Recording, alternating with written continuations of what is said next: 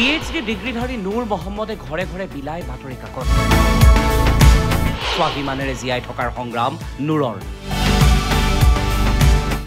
উচ্চ শিক্ষাৰে শিক্ষিত হৈও নিজৰ কৰ্মত সদায় ব্যস্ত তেওঁ মেধাৰ আগত দৰিদ্ৰতাই সদায় হাৰ মানি আহিছে দৰিদ্ৰতাক নেওচি আগবাঢ়িছে এজন মেধাৱী যুৱক নুৰ মহম্মদ নামৰ এই যুৱকজনক মন কৰক মানুহৰ ঘৰে ঘৰে চাইকেলেৰে বাতৰি কাকত বিলোৱা এইজন ডক্টৰেট ডিগ্ৰীধাৰী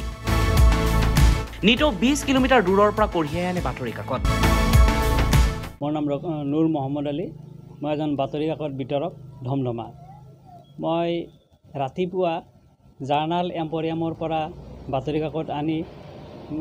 বালিতাৰা ধমধমা হেলামাৰী গড় ভিতৰ জাৰ তালুক গোৱালবিল আজানপুৰ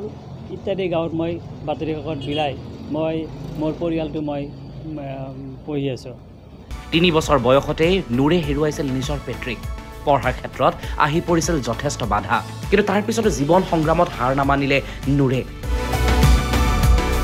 দৰিদ্ৰতাই কোনোদিন বাধাৰ প্ৰাচীৰ হৈ থিয় দিব নোৱাৰিলে নুৰৰ সন্মুখত নলবাৰীৰ ধমধমাৰ নুৰ মহম্মদে কিতাপ কিনিবৰ বাবে মাছৰ বেপাৰ কৰিলে পঢ়িবৰ বাবে কেৰাচিন তেল বিক্ৰী কৰিলে কলেজত এডমিশ্যন ল'বৰ বাবে পেট্ৰলৰ ব্যৱসায় কৰিলে আৰু তাৰ পিছত PhD লাভৰ বাবে নুৰে আৰম্ভ কৰিলে বাতৰি কাকত বিক্ৰী কৰিব প্ৰথমতে মাছৰ ব্যৱসায় কৰিলোঁ মোৰ ভিন্ন এজনৰ লগত তাৰপিছত মাছৰ ব্যৱসায় কৰি মই মেট্ৰিক পাছ কৰিলোঁ তাৰপিছত কেৰাচিন তেল ব্যৱসায় কৰি হায়াৰ ছেকেণ্ডেৰী পাছ কৰিলোঁ আৰু যেতিয়া মই ডিগ্ৰী পঢ়িছিলোঁ ৰঙিয়া মহাবিদ্যালয়ত তেতিয়া মই ভূটানৰ পৰা পেট্ৰল আনি মই তাতে পেট্ৰল বিক্ৰী কৰি মোৰ পৰিয়াল পোহপাল দিয়াৰ লগতে মোৰ খৰচ মোৰ পঢ়া খৰচ পাতি মই উলিয়াই মই পঢ়া শুনা কৰিছোঁ তাৰ সমান্তৰালভাৱে পৰা আপুনি বাতৰি হয় মই বাতৰি বিতৰণ কৰি আছোঁ বাতৰি বিতৰণো কৰি আছোঁ মাদ্ৰাছাৰ টেট পৰীক্ষাটো উত্তীৰ্ণ হৈছিল নুৰ পিছে আজিলৈ চৰকাৰী চাকৰি এটাও নহল নুৰ মহম্মদৰ 2009 চনত টেট পাছ কৰি ভাবিছিল শিক্ষক হ'ব টেট পাছ কৰাৰ পিছতো চাকৰি নোপোৱাৰ বাবে মাজে মাজে ক্ষোভিত হৈ পৰে নুৰ মহম্মদ বাতৰি কাকত বিতৰণ কৰিয়ে মই ডক্টৰ ডিগ্ৰী অৰ্জন কৰিলোঁ 2020 চনতে কিন্তু মই আজিলৈকে মই সংস্থাপন এটা মই নাপালোঁ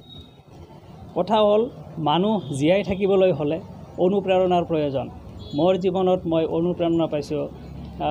missile man doctor APJ Abdul Kalam আৰু দক্ষিণ আফ্ৰিকাৰ ৰাষ্ট্ৰপতি নেলছন মেণ্ডেলা তেখেতসকলৰ জীৱন আদৰ্শৰ পৰা মই মোৰ জীৱন অতিবাহিত কৰাৰ কাৰণে মই যথেষ্ট প্ৰেৰণা পাইছোঁ মই 2003 চনতে গড় ভিতৰ হাইস্কুলৰ পৰা মেট্ৰিক পৰীক্ষাত উত্তীৰ্ণ হ'লোঁ 2005 চনত ধমধমা জুনিয়ৰ কলেজৰ পৰা হায়াৰ ছেকেণ্ডেৰী পাছ কৰিলোঁ আৰু 2009 চনত ৰঙিয়া মহাবিদ্যালয়ৰ পৰা স্নাতক ডিগ্ৰী মই লাভ কৰিলোঁ তাৰপিছত মই গুৱাহাটী বিশ্ববিদ্যালয়ৰ পৰা 2011 চনত স্নাতকোত্তৰ ডিগ্ৰী মই লাভ কৰিলোঁ আৰু 2020 চনত মই ডক্টৰ ডিগ্ৰী মই লাভ কৰিলোঁ মই বহুবাৰ মই ইণ্টাৰভিউ দিলোঁ কিন্তু কোনো ধৰণৰ সংস্থাপন মই নাপালোঁ ইণ্টাৰভিউ লগত ভাল হয় কিন্তু সংস্থাপন মই নাপালোঁ সংস্থাপন এটা পালে মই মোৰ জীৱনত আৰু বহুত ইচ্ছা আছিল কিন্তু একো পূৰাব নোৱাৰিলোঁ সেই হিচাপে আপুনি এবাৰ